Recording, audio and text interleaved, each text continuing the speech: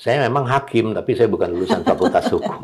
Jadi saya nggak mau masuk di wilayah orang lain, karena saya tahu garis orbit saya. Jadi negeri ini bisa beres kalau orang tahu posisinya dia di mana, dan kalau dia bergerak dia tahu garis orbit dia. Kenapa kita pada tabrakan? Karena semuanya rata-rata jadi meteor kalau di benda langit itu kan ada yang nabrak-nabrak, itu meteor namanya.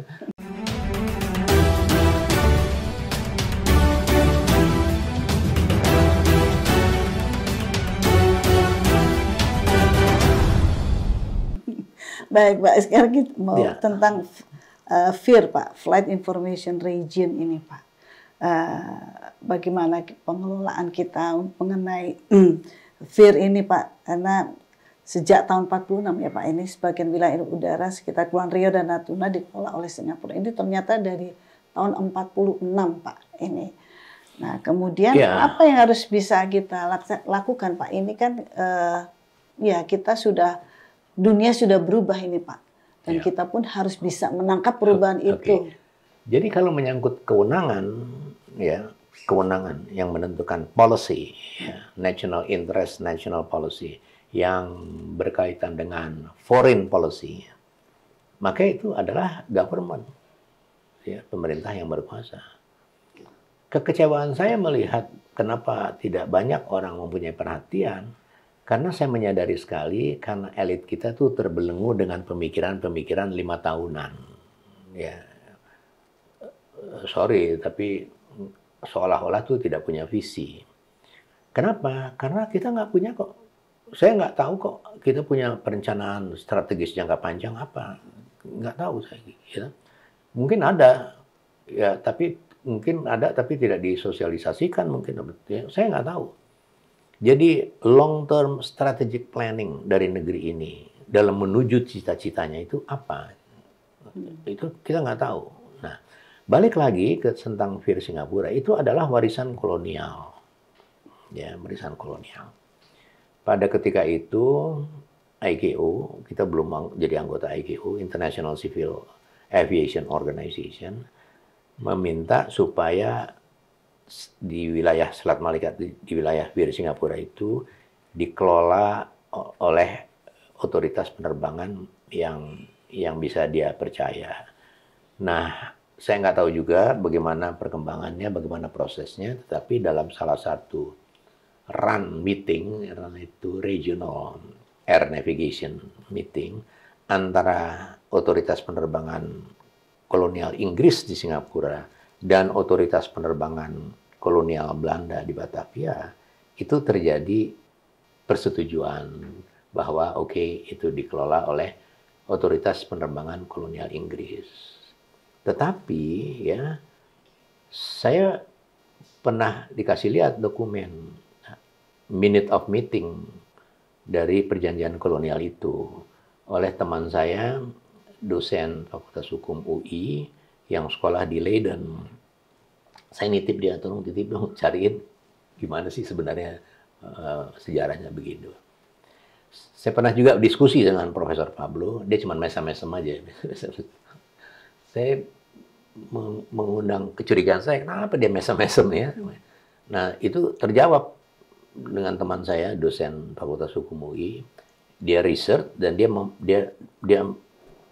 menemukan itu dokumen minute of meeting. Minute of meeting itu tidak sepenuhnya pemerintah kolonial Belanda, Hindia Belanda menyerahkan, karena ada catatannya di situ bahwa military aviation tetap diatur oleh otoritas penerbangan Hindia Belanda. Ada tertulis itu, tertulis. Dan kita nggak ada yang tahu. Terutama sang dosen, teman saya itu karena saya titipin, tolong dong. Saya mau tahu benar ya, dia cari. Karena semua ngomong kan katanya-katanya, semua itu ngomong katanya. Saya nggak mau ngomong katanya-katanya. Dan dia menemukan. Dia kasih lihat saya. Ini loh Pak, lihat itu. Jadi tidak semuanya diserahkan. Dan bahkan disebutkan military aviation dari otoritas penerbangan kolonial Hindia Belanda mengatur penerbangan militer di Tanjung Pinang. Disebutkan lokasinya. Jelas itu Pak. Jelas sekali. Sekali lagi kita tidak punya perhatian terhadap hal itu, terhadap keudaraan, terhadap sejarah. Iya. Kita cuman oke, begini, oke, ikut-ikut aja, ikut-ikut. Sementara negara lain, oh dia penelitian. Itu tadi, ada think tank, ada research and development, ada National Security Council. Dapur yang memasak bahan-bahan masakan untuk dijadikan keputusan di tingkat strategis. Sehingga keputusan-keputusan negara-negara yang beneran itu mapan. Kenapa? Dia ditopang dengan fondamen yang sangat kuat. Ya, kalau kita kan kadang-kadang putusan baru sebentar begini, balik lagi, sebentar begini, balik. Karena tidak ada fondasinya, kurang ada fondasinya. Ya, contohnya sekarang ribut tentang IKN, kan IKN gitu juga kan, orang nggak melihat. Semua dadakan-dadakan, pokoknya begini, harus jadi, harus jadi. Nggak bisa begitu, harus ada long term strategic planning, harus ada kajian akademik, harus ada research and development, harus ada think tank yang dari tidak hanya orang-orang yang berkompeten secara akademik dan scientific, tetapi juga dari orang-orang praktisi, orang-orang di lapangan. Itulah sebenarnya kelemahan terbesar kita. Bapak pada saat antara tahun 2002-2005 pada saat Bapak memegang jabatan tertinggi di Angkatan Udara ini, Pak. Apakah Bapak sudah terfikirkan untuk menyelesaikan hal ini, Pak? Nah, ini juga nih banyak orang nyerang saya. Ngomong doang loh, dulu waktu KSAU ngapain kan? Selalu begitu, itu selalu. Itu orang juga saya sanksi juga. Lu sendiri ngapain katanya? Dia nggak tahu kan apa yang saya kerjakan. Salah satu yang saya kerjakan, saya tidak mengklaim itu saya sendiri ya, itu sistem. Kalau kita berbicara tentang pemerintahan, tuh yang bicara itu sistem. Nggak bisa perorangan. Wah, si orang nih bisa segala macam dia atur, nggak bisa.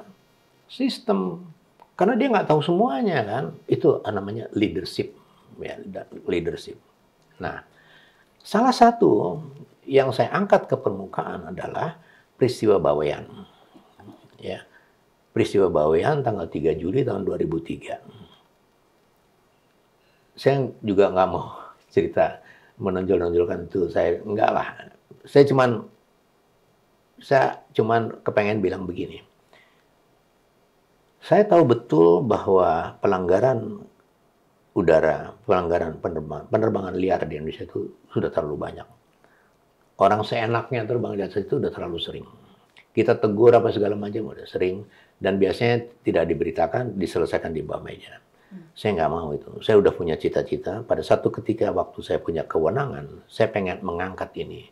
Jadi pada waktu itu, saya yang merintahkan kepada Pangkon Hutnas, walaupun saya nggak punya wewenang merintah, tapi saya bilang, intercept aja. Saya nggak bilang begitu.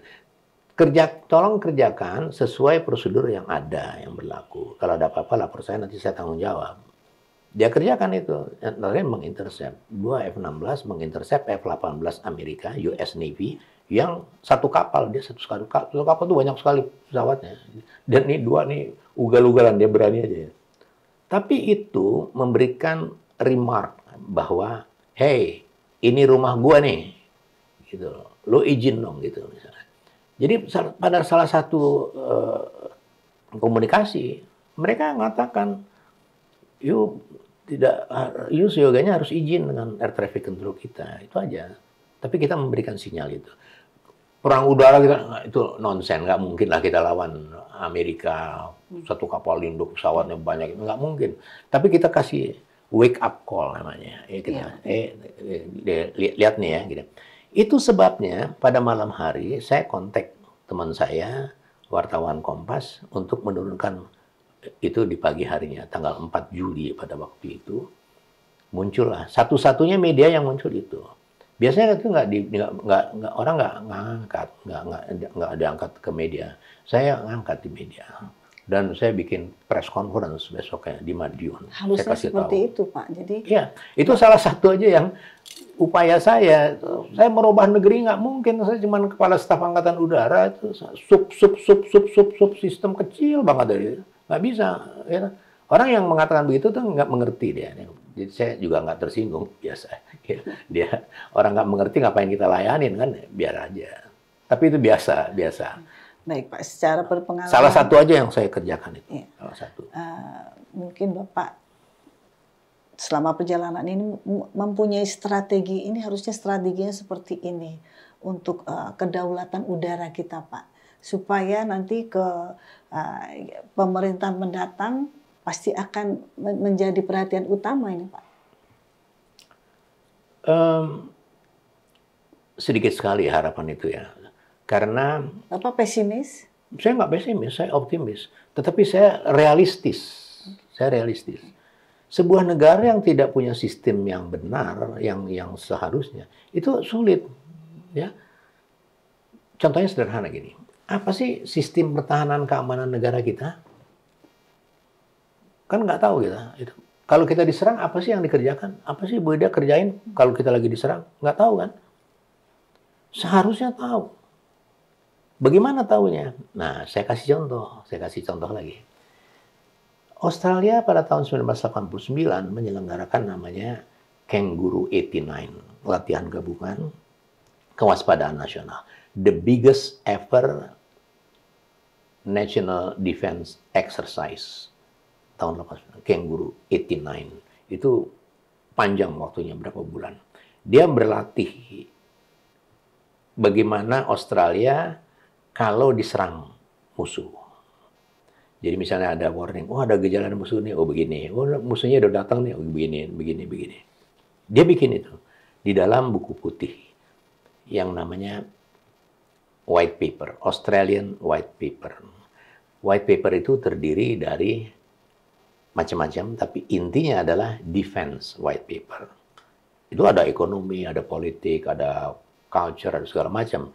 Tapi intisarinya adalah defense white paper yang menyangkut, yang bersandar kepada platform national security, ya, keamanan nasional, pertahanan keamanan. Kita rancu nih, pertahanan apa keamanan, pertahanan tuh tentara, keamanan tuh polisi, pusing kita. Karena kita nggak punya ketentuan. Pertahanan tuh adalah ini. Saya pakai lebih suka saya pakai national security aja. Jadi di buku putih, ya, buku putih pertahanan. Terus orang bilang nggak bisa dong, buku putih kan rahasia. Nggak begitu. Buku putih pertahanan itu ada berlapis-lapis. Lapis yang paling atas itu adalah terbuka, open. Bahkan harus disosialisasi. Ya.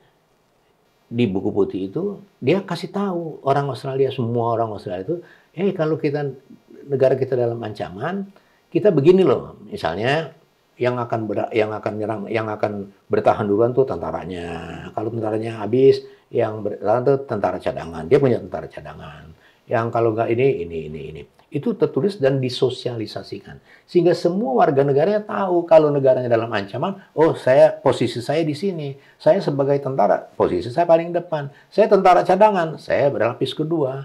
Saya pendukung, dan lain-lain. Itu harus diketahui justru, bukan rahasia. Lapis kedua adalah restricted atau classified. Itu hanya orang-orang yang punya kompetensi aja yang boleh tahu. Ada lapis berikutnya lagi. Lapis berikutnya ada sampai kepada top secret namanya. Top secret itu nggak boleh tahu orang. Gitu. Kalau tahu, percuma dong. Nanti musuh tahu kan. Contohnya seperti itu. Top secret ini kadang-kadang ya pada poin tertentu presiden pun nggak tahu. Ya.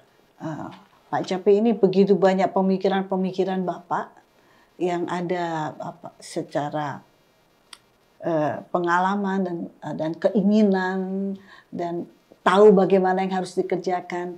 Tapi pada saat ini itu dimasukkan semua dalam buku-buku yang Bapak terbitkan ya Pak? Setelah saya pensiun tahun 2005, saya sudah memutuskan diri saya untuk tidak masuk di birokrasi lagi. Kalau saya mau sih banyak lah, saya nggak mau. Saya memilih lebih baik saya berbagi aja, berbagi pengalaman dan mungkin ada sedikit ilmu di dalamnya, saya berbagi aja. Itu udah niat saya berbagi.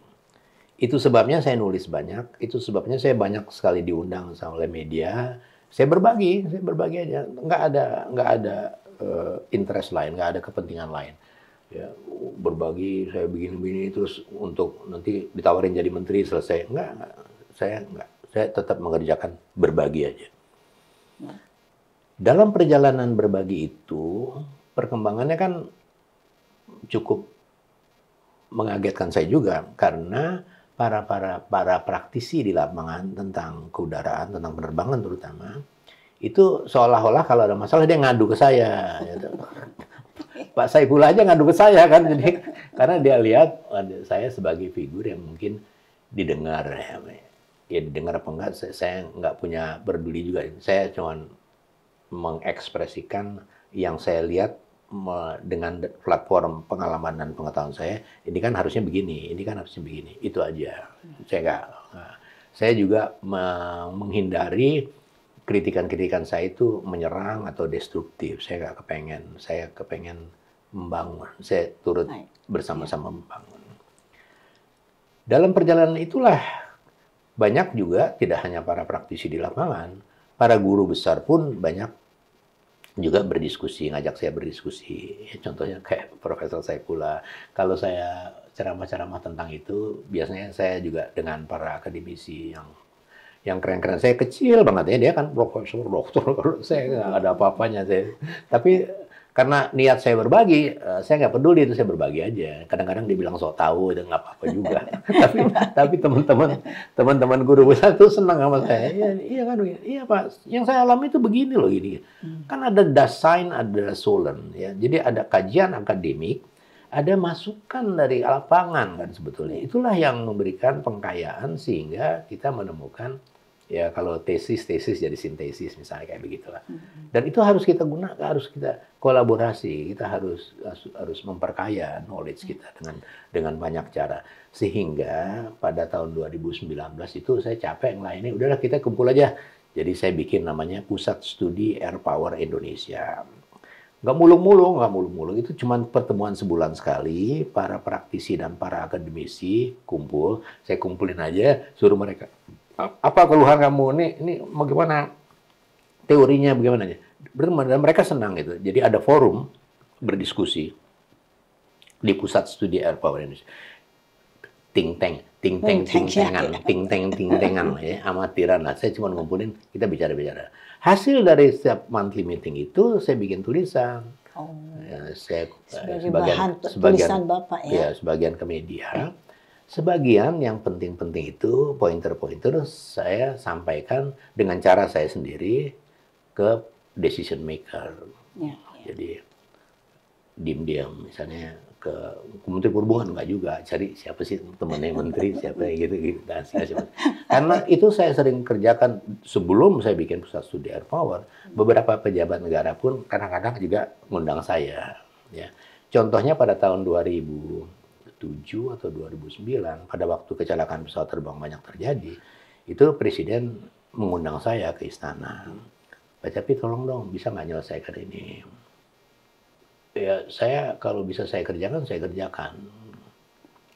Karena saya sebagai pilot Angkatan Udara dan juga pilot penerbangan sipil, saya pernah ditugaskan di penerbangan sipil, dan itu saya harus sekolah lagi, saya harus ujian lagi, dan saya punya pengalaman lebih dari 5 tahun di penerbangan sipil.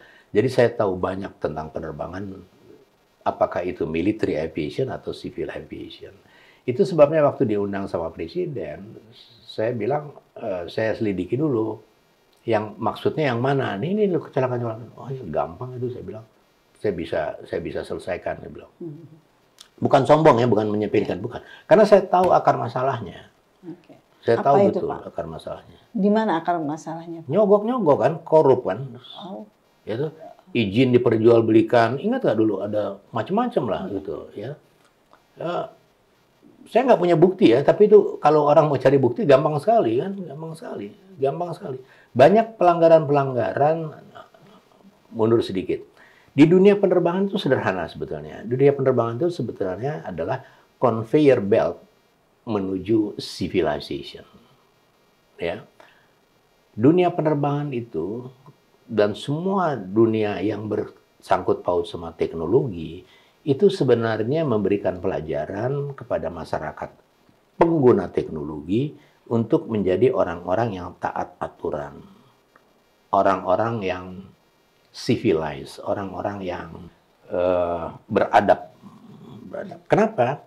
Karena di dalam dunia penerbangan orang tidak bisa bekerja tanpa referensi, ya, tanpa manual. Pilot tuh nggak boleh masuk di kokpit sebelum dia lulus dapat angka 100 untuk menguasai kokpitnya. Dia tidak boleh terbang sebelum dia lulus fuel system, hydraulic system, aircraft structure, segala macam. Dia nggak lulus, nggak bisa terbang. Setelah dia lulus semuanya terbang, nggak bisa juga. Dia harus terbang dengan melihat checklist. Walaupun dia udah apal, begitu duduk, fasten safety belt, parking brake on. Dia apal, nggak boleh. Harus baca checklistnya. Kenapa? Supaya nggak terlewatkan. Orang bisa lupa kan. Jadi dunia penerbangan itu mengajarkan macam-macam, ya, mengajarkan manajemen, mengajarkan orang taat aturan, mengajarkan orang kalau melanggar aturan mati dia, risiko dia tanggung, ya, belum tentu mati, setengah mati mungkin. Tapi kalau dia melanggar manual, maka dia akan dihadapkan pada apa yang dia kerjakan itu. Berarti semuanya itu sudah ada aturannya, Pak. Ya, jadi dunia penerbangan itu mengantar orang untuk berlatih disiplin dan taat aturan, beradab. Itu sebabnya di dunia penerbangan itu ada 3 hal yang penting. Yang pertama diperlukan self disiplin. Ya, self disiplin itu nggak mungkin kita mengharapkan orang disiplin, itu nggak mungkin lah. Apalagi kita menepati waktu aja nggak bisa kok, itu. Undangan jam 8, datang jam 8 kosong jaminan saya, gitu. Nanti jam 9 baru datang satu-satu. Dan yang datang tuh nggak minta maaf, nggak merasa salah. Biasa aja. Mereka biasa aja. Jadi orang-orang kalau mau bikin acara jam 8, dibikin undangan jam 7. Kayak gitu tuh, akal-akalan gitu ya. Itu jalan keluar yang naif sekali ya. Itu disiplin, itu self-disiplin. Jadi nggak mungkin. Jadi bagaimana dong? Harus ada close continuous monitoring. Harus ada pengawasan melekat yang terus-menerus. Self-disiplin, harus ada pengawasan. Pengawasan juga percuma kalau nggak ada law enforcement. Kalau nggak ada hukuman efek jera apabila terjadi pelanggaran. Itu sebabnya kita sering kan, wah ini maskapai ini kok begini terus. Itu kenapa? Karena dia pasti nggak disiplin dan dia pasti nggak diawasi, atau udah diawasi pasti dia nggak dihukum kalau waktu dia salah. Itu yang terjadi. Jadi sekali lagi dunia penerbangan, dunia yang teknologi sifatnya itu mengantar orang ke peradaban sebenarnya. Ya. Jadi kita harus berterima kasih dengan teknologi. Ini Pak, berkaitan dengan teknologi ini Pak, bagaimana pandangan Bapak tentang ini perkembangan teknologi militer, seperti ada pesawat drone dan sistem semuanya saat ini sudah menjadi digital gitu Pak. Ya. Kemajuan teknologi sebetulnya dipicu oleh perlombaan senjata. Teknologi apapun perlombaan senjata. Dan kalau kita berbicara perlombaan senjata, maka kita berbicara tentang teknologi keudaraan. Itu pasti. Dan teknologi, the frontier of technology itu aviation. Contohnya, dulu kalau kita naik mobil ngerem kan bunyi kan, nah, di pesawat tuh nggak bisa begitu. Jadi dia udah menemukan teknologi yang kalau dia direm dia nggak pecah bannya, nggak bunyi gitu, nggak ngerusak ban. Dan teknologinya namanya anti-skid system. Nah, itu diturunkan ke industri mobil, di industri otomotif. Yang namanya apa sekarang namanya itu saya nggak tahu. Jadi kita kalau orang ngerem mendadak kan nggak bunyi lagi. Ada teknologinya yang mengatur. Rem itu kalau ban itu kalau direm dia nggak berhenti begini dia. Split second dia bergulir berhenti sehingga dia gradual. Tetapi waktunya split second itu teknologi. Sehingga kita nggak pernah dengar lagi di jalanan. Dulu kan gubrak itu kita tahu betul itu bersih begitu dengan kemajuannya. Jadi sekali lagi penjuru teknologi itu dunia penerbangan yang pesat sekali. Kenapa pesat sekali? Karena military industry. Kenapa military industry? Karena perlombaan senjata. Kenapa perlombaan senjata? Perlombaan senjata itu bergulir sangat pesat pada era Perang Dingin tahun 1947 sampai tahun 1991. NATO dengan Pakta Warsawa, ya. Mereka dua-duanya ngancem dengan bom nuklir dan mereka dua-duanya berlomba supaya dia lebih kuat. Tahu-tahu Rusia bisa meluncurkan Sputnik misalnya. Marah Amerika, dia bikin NASA, dia bikin Apollo, dia bikin entah apalah ke outer space dan segala macam.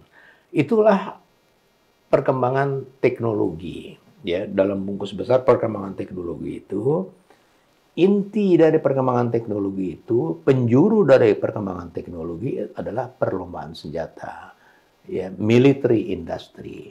Sekarang untuk ini Pak, teknologi di dunia militer, terutama di Angkatan Udara. Ya, nah, untuk memberikan gambaran supaya gampang, contohnya adalah tentang defense tadi, tentang pertahanan, tentang perang lah, tentang perang. Bagaimana sih kemajuannya? Menarik. Dulu perang itu penyebabnya cuma dua, orang berebut teritori, orang berebut national resources, sehingga orang berantem, ya, orang berantem. Sistem pertahanan yang paling kuno adalah sama sistem pertahanan rumah, bikin pagar supaya aman kan, bikin pagar. Pagar apa itu? Teritori kan. Kita kenal tembok Cina, itu 2-3 generasi dibangun. Di mana dibangunnya? Di seluruh Cina? Enggak. Di tempat yang kritikal, di tempat yang sering datangnya ancaman, di tempat yang sering diserang oleh orang Mongol pada waktu itu. Di sepanjang itulah dibangun tembok. Itulah sistem pertahanan yang paling tradisional, yang paling kuno, yang paling awal, ya, yang paling awal. Kemudian dengan kemajuan teknologi, orang bisa berperang juga melalui laut kan, sehingga berkembanglah perang yang berlapis. Sehingga pertahanan harus dibikin juga pertahanan yang berlapis. Karena udara dipakai menjadi perang total, jadi pertahanan juga harus sistem total. Dan sekarang ini kita menuju ke cyber world. Cyber world become the fifth domain after land, water, air, and space. Dunia cyber telah menjadi domain kelima setelah daratan, perairan, udara, dan ruang angkasa. Apa itu cyber? Cyber itu ciri khas dari cyber world adalah penggunaan artificial intelligence, autonomous system, dan penggunaan drone. Sehingga perang itu sekarang menjadi perang total. Ya, total war. Sehingga pertahanan juga menjadi perang total. Dengan jadi cyber, nambah lagi smart. Jadi total and smart war. Sehingga desain pertahanan sebuah negara, dia harus didesain dengan smart defense. Karena perang itu sudah berubah menjadi smart. Orang mau merebut teritori dan national resources negara lain, dulu perang. Sekarang nggak usah perang. Kalau dia smart. Nah, contohnya Singapura, betapa smartnya Singapura, dia bisa menambah teritorinya dan menguasai sumber daya alam Indonesia tanpa perang. Justru dengan perjanjian antar negara, dia mendapat hibah dari Indonesia. Saya nggak mau bicarakan Indonesia kenapa begitu. Saya cuma mau bicarakan dalam hal ini, dalam perspektif smart defense, smart war, itu Singapura tuh smart. Itu contoh dari smart. Smart tuh kayak begitu contohnya, ya.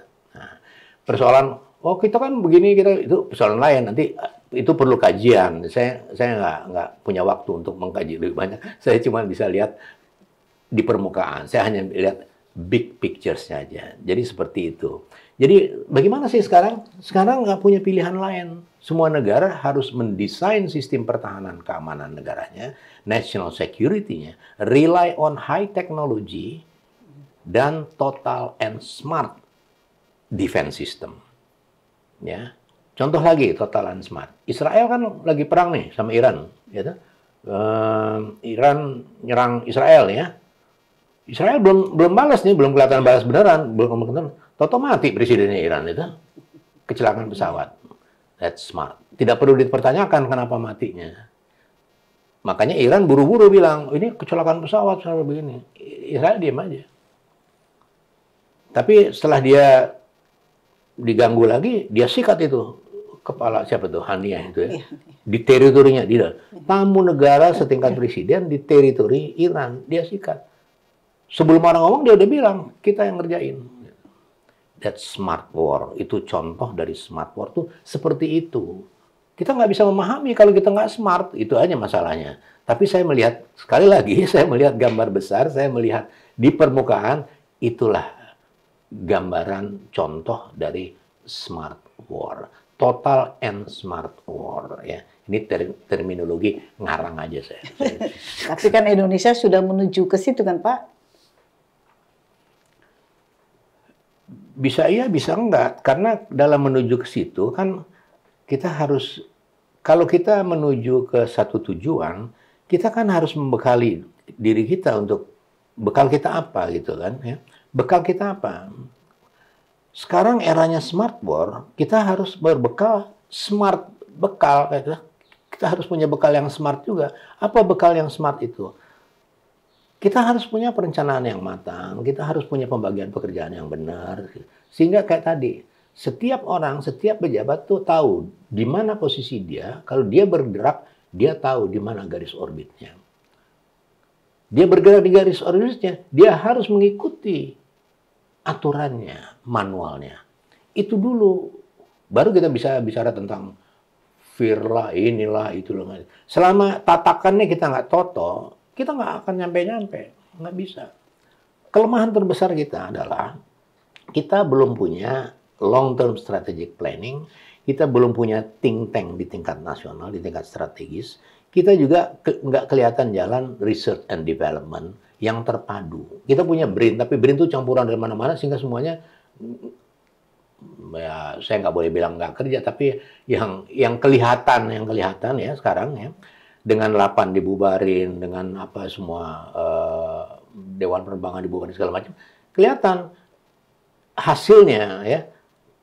Apa tuh hasilnya? Ya, dunia penerbangan kita kan sekarang menyedihkan. Kertajati dibangun triliunan rupiah, international airport, sampai sekarang nggak ada yang terbang di situ.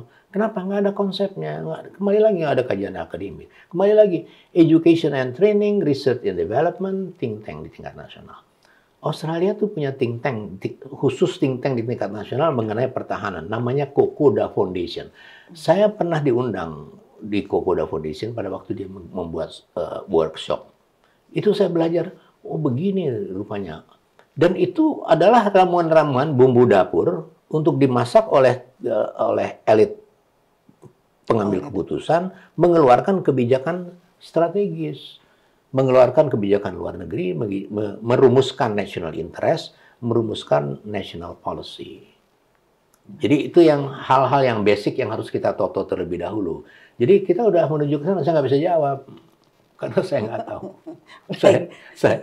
Posisi saya dan garis orbit saya nggak nyampe, jadi saya nggak lihat. Mungkin juga udah dibikin, kan saya nggak tahu. Saya nggak boleh menuduh kan, wah nggak dibikin. Nggak bisa, enak aja lo bilang nggak bikin. Kan lo nggak tahu, ya gue nggak tahu. Jadi saya nggak tahu. Baik, ini kan harus, Bapak tadi mengatakan harus smart ya Pak.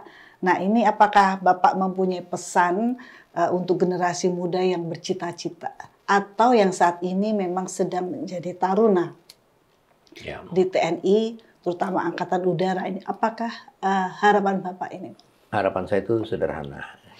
Karena saya orang penerbangan, maka saya suka sekali pakai belajar, menggunakan lesson learn dari dunia penerbangan. Kalau kita mau berbuat baik, itu kita harus berbuat baik dari diri sendiri dulu. Ya, kita nggak bisa mengharapkan orang lain. Control yourself before you try to control your people. Itu dulu. Kita bisa nggak menjaga disiplin sendiri? Kita bisa nggak mengawasi diri sendiri? Kita bisa nggak menghukum diri sendiri kalau kita salah? Itu dulu.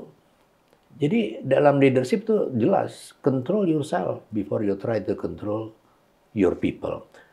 Kalau kita sendiri nggak bisa memimpin diri sendiri, ya, bagaimana kita mau memimpin orang lain? Ya, mulailah dari diri sendiri, mulailah dari rumah tangganya sendiri. Gitu. Orang-orang yang punya rumah tangga yang harmonis bisa diharapkan menjadi pemimpin untuk menjadi harmonis juga lingkungannya. Ya. Dari itu prinsip-prinsipnya. Jika harapan saya adalah para generasi muda bangsa coba memulai merubahlah kultur kita, yaitu taat aturan, taat azas. Kita nggak punya pilihan lain kecuali untuk merubah perilaku kita untuk menaati aturan. Ya. Jangan sekali-kali potong kompas, jangan sekali-sekali main sulap. Itu nggak ada.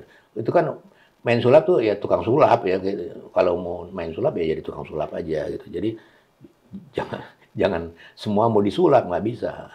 Dan tadi filosofi yang paling mendasar adalah know your position dan harus tahu kalau mau bergerak di mana garis orbit Anda.